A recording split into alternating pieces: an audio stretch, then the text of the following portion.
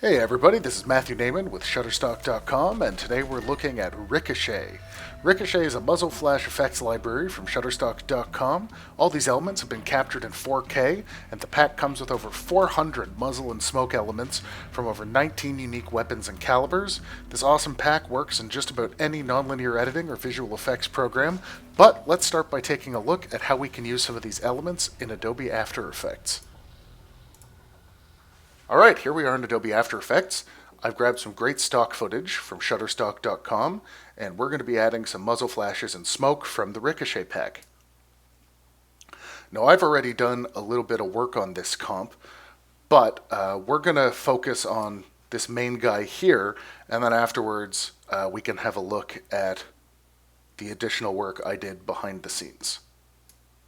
So, I chose this shot because it presents a few different challenges. First of all, we have a moving camera, which means objects in space need to be tracked somehow. And we have a moving subject, and the tip of the gun is moving through the scene, which means we're going to have to generate some sort of track there too. Now, so we could run a 3D motion track on this footage, but I think that might be a little bit excessive. I'd probably only want to do that if we were planning on having little bullet hits on the wall here or some destruction going on.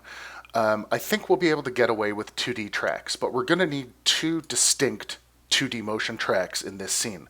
First, we're obviously going to have to track the tip of this soldier's gun to make sure that the muzzle flashes stick to that. And it looks like we're going to have to just track the room in general, because when we lay smoke on top, we're not going to want the smoke to stick perfectly to this guy. We're actually going to want to kind of split the difference between him and the room to make it look realistic. But more on that later. Let's establish our tracks first. So you could run a 3D motion track on this footage, and actually if I unshine my layers, some of the earlier work I did was actually running a 3D motion track on this footage. As you can see, we have a track solid that sticks nicely to our wall. But I think for what we're attempting to accomplish here, it's actually a little overkill, and I'd like to show you a faster and less technically complex way to get through this shot. So let me just put that back to how it was before. One of our tracks is going to be manual, and one of our tracks is going to be automated. Why don't we run our automated track first? So what we're going to do is we're going to track the room using Adobe After Effects built-in motion tracker. I'm going to pop open my tracker window, and let's have a look at that a little bit bigger.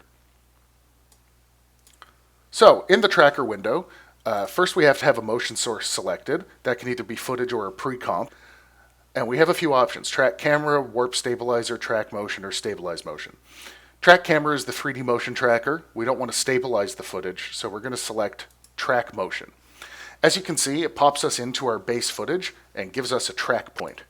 Now, a single track point is great if we're just going to be tracking positional information, but because this is a handheld shot and the camera's moving around a lot, we should probably also track rotation and scale, which gives us these two track points.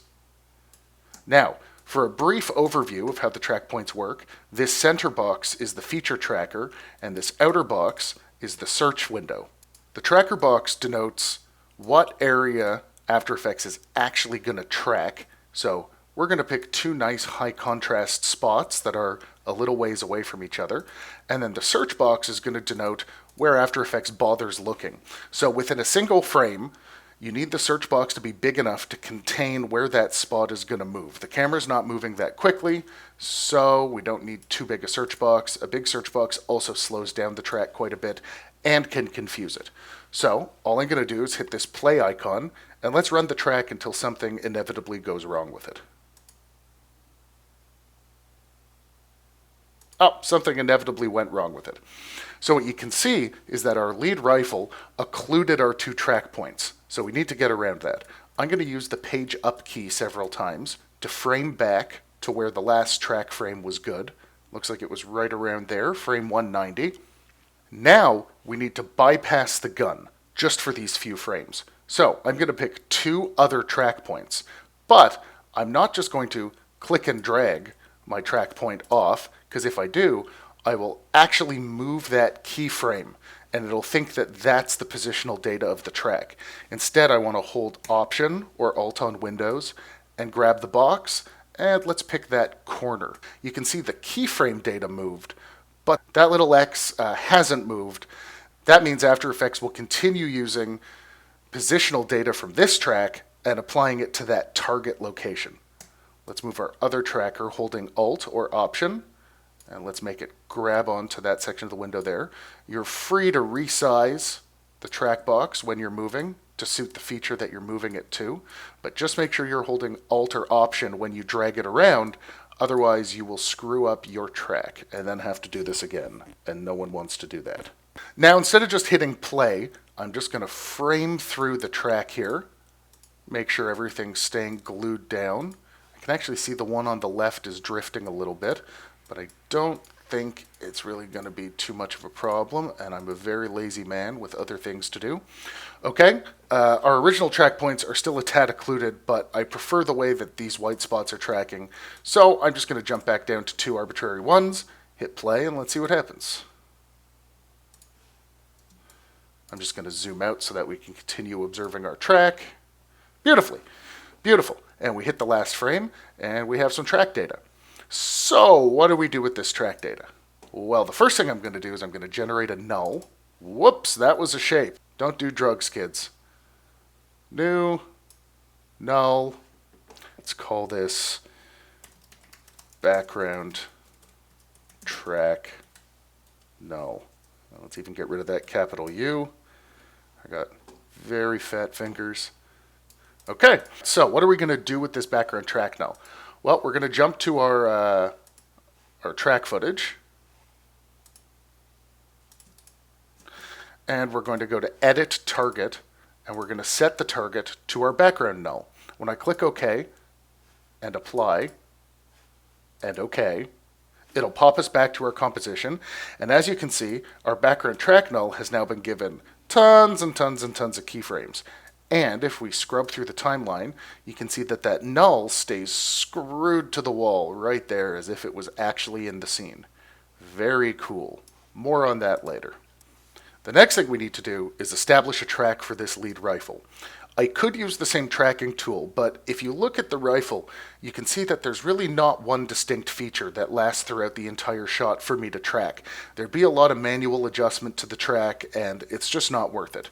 So I'm going to generate yet another null. I'm going to rename this one ahead of time and call this lead muzzle null. And then I'm going to grab our null, place it on the tip of the rifle, and let's start a manual track. I'm going to press P to pop open my positional window and set a keyframe. Now, using the page up and page down keys, I can scrub through footage frame by frame.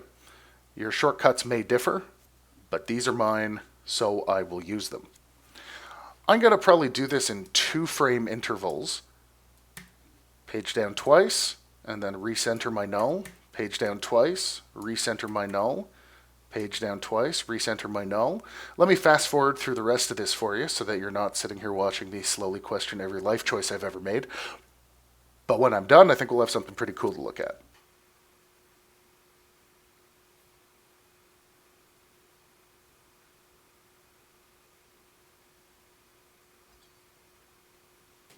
Okay, that wasn't tedious. Anyway, if I drag along the timeline, you can see now we have a null stuck to the tip of the gun. You may have some disagreements between people about whether it'd be better to automate this with the track or do it manually, but that really only took about 2 minutes, so no point in fighting with the automatic tools when doing it by yourself is that fast. Okay, now I think what we need to do is we need to just generate a little temporary muzzle flash.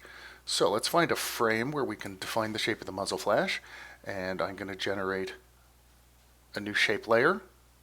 I'm going to grab my pen tool, and let's just draw a little muzzle flashy shape. Doesn't have to be good, no one's ever going to see this, and you'll see why I've done this later when I show you the work I've done ahead of time. I'm going to parent that shape layer to my lead muzzle null, and let's take a look. So now we can see what an object actually stuck to the front of the gun looks like.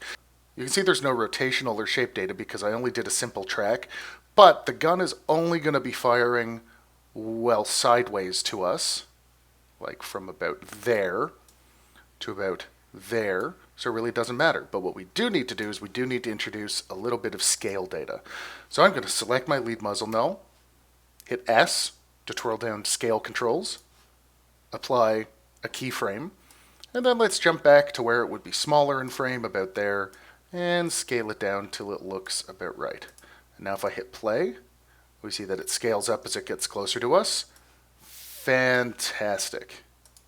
I'm also just going to call this guy Temp Muzzle Flare 01. And I'm going to start color coding stuff. I'm going to call all of our foreground muzzle flares yellow. Awesome. All right, let's start looking at the actual muzzle flares. In the Ricochet pack, we get a plethora of muzzle flares and smoke, but I've decided to go with some 7.62 by 3.9 Chinese AK footage because certainly seems like this fella has an AK. Let's take a look at some of the side footage. Shot in 4K, so we have tons of resolution to work with. Very nice and clean. Now, I don't think the clip is long enough, so what I've already done is I've gone in and I've made a subcomp that has multiple instances of the footage lined up so that we have this never-ending muzzle flash cycle, which is nice to have. All I did was offset them manually, made sure that they covered each other by at least a frame, and now what I can do in our main comp is drag that layer on top. You're going to see it's massive compared to our 1080p window. And let's just arbitrarily set the scale to 20 for now and find a frame with a muzzle flare. Perfect. Let's get that out of the way for a second, and let's actually pick our in and out points for shooting. Let's say he's going to start shooting here. I'm going to mark my footage by selecting it and hitting asterisk, and then I'm going to roll through to where I think I want him to stop shooting. Let's roll through to there and hit asterisk. That lets me know where I should be placing this layer in time, and now let's place it in space. Just like always, I'm going to hold Y, move my anchor point, and then let's flip this around by twirling down the scale controls. This little lock constrains proportions of the scale, so that means it scales up evenly. If I undo that lock and enter a negative integer, you'll see that my footage flips horizontally. Then I'll lock those together so I can scale the footage again. And then I'm just going to place that anchor point right about on the tip of the gun, scale it to where I think looks good, and then I'm going to take this pre-comp and I'm going to make sure that my lead muzzle null is the parent. Now you'll see that composition moves with our rifle. Pretty funky, right?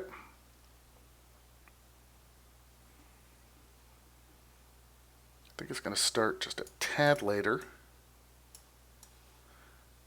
and maybe end right about there. Then I'm also going to get rid of our gross purple temp muzzle flare. Now let's just take a quick look at where we are. So we've tracked our rifle, we've thrown our muzzle flashes in, looking okay.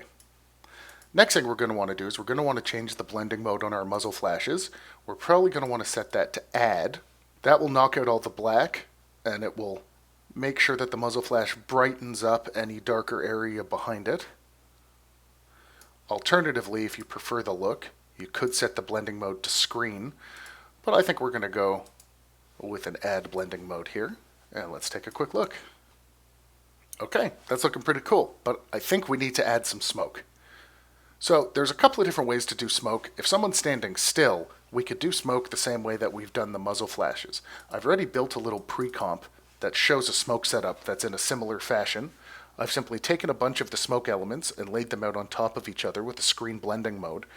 The problem is, this is actually going to look a little fake when we throw it into our shot. I'm going to take it in there, treat it exactly the same way that we treated our muzzle flash footage, invert the scaling, move the anchor point, throw it on the tip of our gun, scale it down, let's change the blending mode to screen, and then let's parent it to our lead muzzle null. And I assure you this is going to look very, very fake. Yeah, that looks really, really fake. The smoke should not be traveling with our guy, even if we actually put it in the right place and don't be an idiot about it. It just doesn't look quite right. The smoke emanating from the tip of the gun looks fine, but once it gets out there, it just looks wrong. So, we're actually going to do the smoke in two passes. we're going to go to our first frame of gunfire and back up our smoke right to there. Let's just make sure that's the correct length. Yep, that's perfect. And then we're going to mask out our smoke just past the tip of the gun.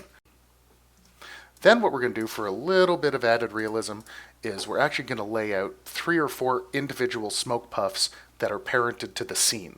You'll see what this does. I'm going to jump into Ricochet, Smoke, grab some gun smoke. Let's scale it down. Hey, there's some smoke. Just going to treat it the exact same way. Move our anchor point.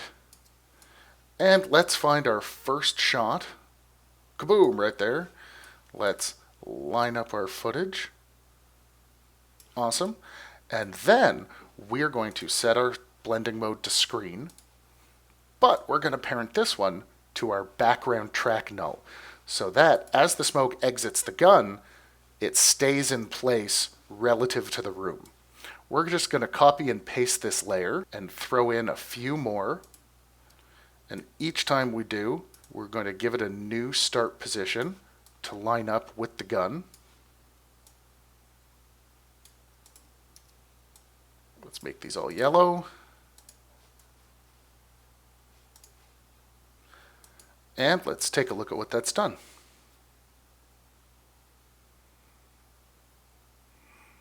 There you go. That looks a little bit more realistic, wouldn't you say?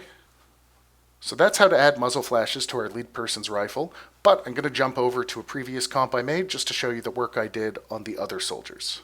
And here's the work I did ahead of time. I've used the exact same techniques we discussed before. Here's the section that pertained to our previous tutorial, and all I've done is taken that same technique and applied it to the other characters in the scene.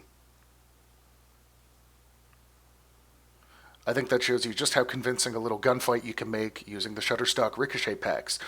But if you're not trying to do something quite this complex, you can use these packs in other nonlinear editing systems, so let's have a look at Adobe Premiere. Alright everybody, we're going to dive into Adobe Premiere Pro next. So I found this awesome stock footage off Shutterstock.com, and I wanted to do something with the second half of this. Let's set an in point using the I key, and let's run it through till probably about there. Set an out point with the O key, and then let's drag the footage onto our timeline. So here's our clip that we're working with. Our soldier, oh crap, something, blam, blam, blam, gonna start shooting at it with his gun. What we need to do is we need to make it clear that he's shooting, because there's nothing in this shot that really denotes that the gun is firing. What we're gonna do is we're gonna put some muzzle flashes right down here at the end of his gun. Now this appears to be some sort of AR-15 derivative, probably an M4, and Shutterstock in the Ricochet pack has presented us with 223 Win Armalite M4. This is actually a perfect match for that footage, and let's take a look at some of it. That's footage from the front, and this is footage from the side.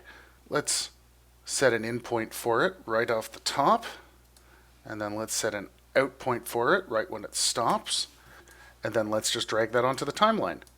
So as you can see, the footage is bigger than our base timeline. There's a very simple way to remedy that. You could highlight it, go to Effects Controls, and scale it down manually, but you can also right-click on a clip and set either scale or set to frame size. Let's place this in the correct spot and at the correct time. The first thing I'm going to do, just so we can see what we're doing, is set our blending mode to screen. I'm also going to scale the footage down. And I'm going to click our box for wireframe controls and move it to just about the right spot. I'm also just going to move the anchor point over to the muzzle just because I like to. I think that looks a little big, so I'm probably going to scale it down more. And you can see because we've moved that anchor point to where the muzzle is, now it scales in and out from that point as opposed to from the center of the clip. Let's now pick a frame, which is the first frame that he pulls the trigger. Let's say right there. He probably wouldn't start pulling the trigger till he was on target. Let's throw our footage in the correct spot there.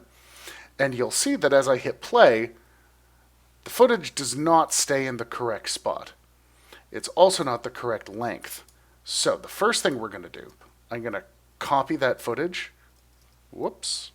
Copy that footage, paste it onto the correct layer, And let's make sure that we have a seamless clip the correct length. Then, so that we have one clip to work with, first I'm going to set both of their blending modes back to normal. I'm also going to nest the clips together. So a nest is basically like a subcomp, and I'm going to call this muzzle flash nest. So what you'll see is that we have both clips joined together into one sequence. And if I want to make changes to them, I can double click on it and it'll open up those two clips as a separate sequence with all the effects we've applied to them preserved. So now that I have this one clip, I can go ahead, select my motion, select my wireframe. I can reset my anchor point, put it in the right spot, and now let's get down to business.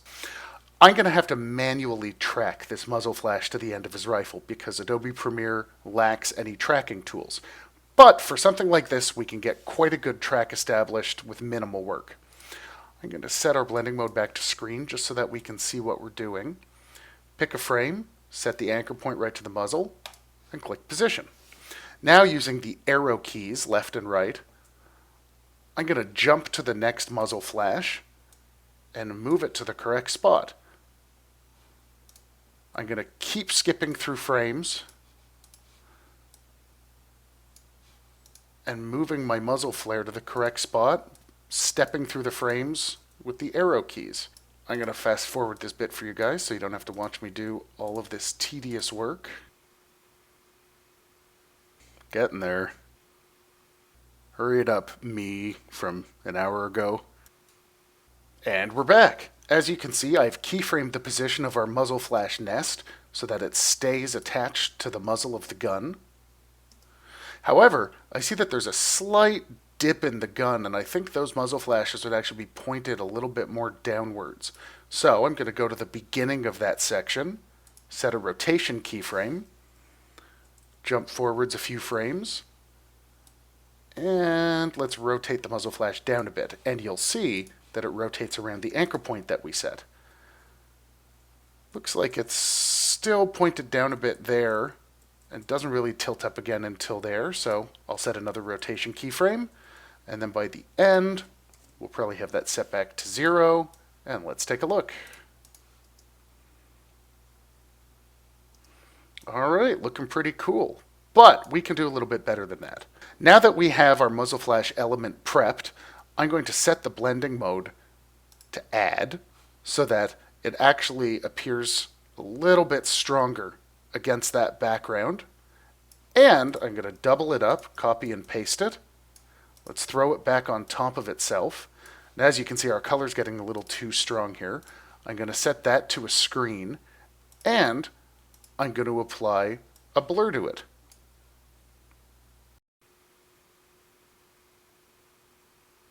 So that blur should act like a little bit of a glow on the muzzle flash, just to make it look a little bit more intense and like there's a little bit of interactive lighting going on. Let's take a peek at how this is looking. Hey, that's looking pretty good. The other thing I'll say is that dumping a magazine like that's probably going to generate quite a bit of smoke. So I'm going to jump down into our Ricochet pack and have a look at our smoke. As you can see, we have a lot of different options to choose from. Putting in one for every single gunshot would probably take quite a bit of time. So what I've done here is I've taken 4 smoke clips and laid them out in a staggered sequence above our footage. Now what I can do is I can nest these 4 clips. Should have renamed that sequence. Always rename your sequences. A tidy project is the result of a tidy mind. Smoke nest. What that lets us do is take our 4 smoke bursts, copy and paste them, continue stacking them in an offset fashion until we have roughly enough for our shot. Yeah, we got lots of smoke bursts going here. You'll also notice that they don't really trail off properly, so we probably want to make sure that these all run their full course so they don't cut themselves off. Perfect. Back within our main effects comp, we can now speed up this comp to 200%. See if that's about the right speed. Maybe a little fast. Let's set that down to maybe 150. Nope, too slow. That'll probably work. And then right wherever the last round is fired, that was the last one. Let's jump in and delete all of our smoke comps after that point so that we don't have any phantom smoke puffs. And now we're free to scale this correctly and put it in the right place. Oh, we're going to scale our comp down. Let's set up our wireframe so we can see what we're doing. Let's scale our comp down. Let's set our anchor point, and let's put it in roughly the right place. What we actually want to do is just kind of keep the smoke fairly loose and also throw a mask on it. We're going to click on the Create Ellipse Mask button and then drag our mask to roughly the right spot. And this mask, once feathered, by dragging up our feather amount, by using this feathered mask, we won't see the hard edges of the clips that we're using as stock. So let's have a quick look at that. There you go.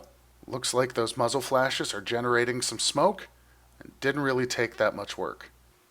Alright everybody, today we're going to finish up in Final Cut Pro, so I've grabbed some different stock off of Shutterstock.com. Let's take a look at it. I found this clip of this lady sitting on the street giving us some finger guns. So, what can we do with that and our elements from the Ricochet pack? Well, I went and I grabbed an awesome shot of a .308 Winchester firing.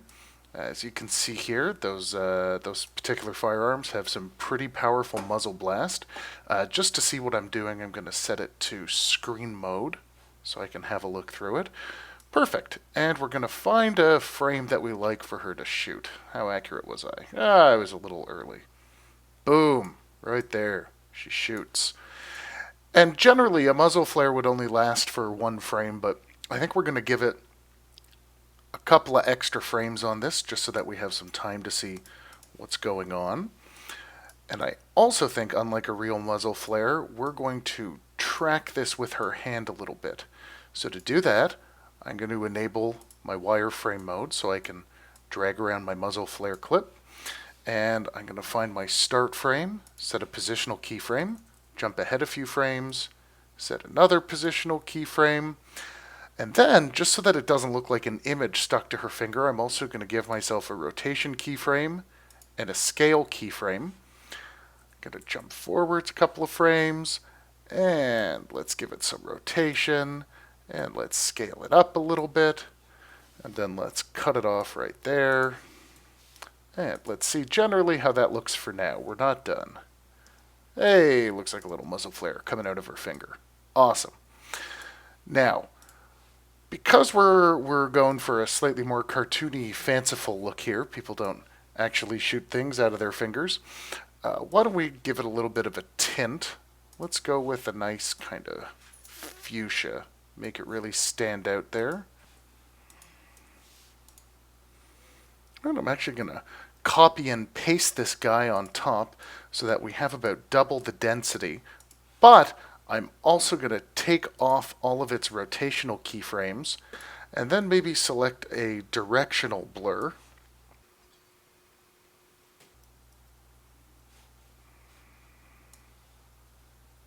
There you go. So now we got this kind of sci-fi muzzle flare on top. And I think it'd be kind of fun if maybe the power of her particle beam finger was enough to sort of distort her actual world. So we're going to pick her clip. And first let's throw in a little radial blur. Let's turn it down to 0 and center that on her finger. And the first thing we're going to do is we're going to track through our footage and keep the blur centered on her finger. Perfect.